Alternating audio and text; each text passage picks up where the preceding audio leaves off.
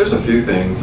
It's been a while ago, and they're both doing some different things as well. So you have to kind of evaluate what you did and what worked the last time and what didn't work well. But you also have to take into consideration they're doing some new things.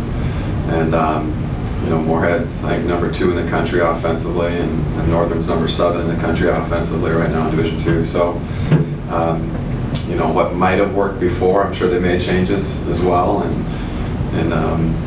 But you know, you do your best, you prepare them as well as you can, at least personnel-wise, and then you know, hopefully you can make some adjustments during the game as well to help out.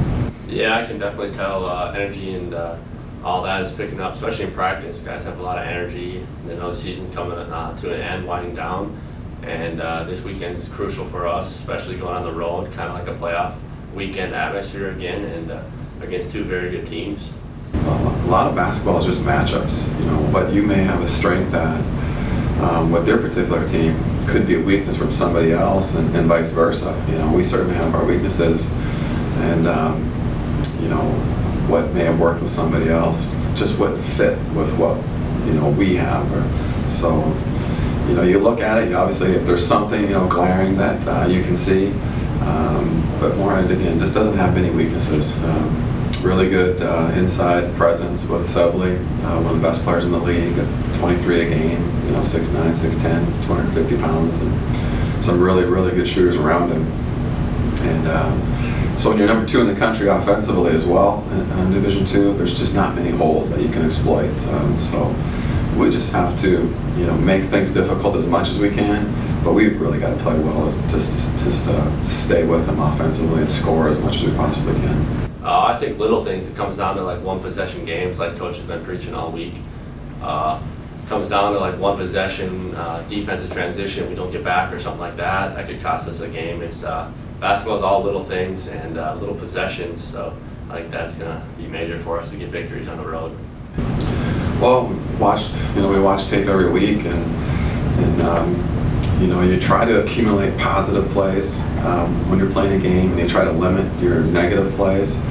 And it seems like, you know, last weekend, for instance, we accumulated a lot of negative plays, and we couldn't get stops down the stretch when we needed them. We couldn't accumulate some of those positive plays I was talking about down the stretch when we needed them. And you know, during the course of a game, all those things accumulate, positive and negative, and we're just trying to accumulate more positive plays than negative at this point, and that's probably what Clay was talking about. Trying to be the best teammate I can. If it's cheering on my teammates or coming to the game and trying to hit big shots or hitting open shots, to do that.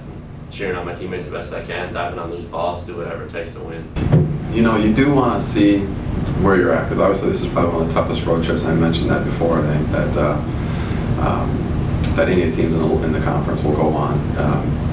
Really good teams, really good players, good venues. Northern State has led the Division II in attendance, you know, the last 5 or 6 years. And Moorhead's been drawing really well with their success they've had the last couple of years here too. So not only are you getting good teams, but you're getting a good atmosphere as well, where a lot of support is behind them.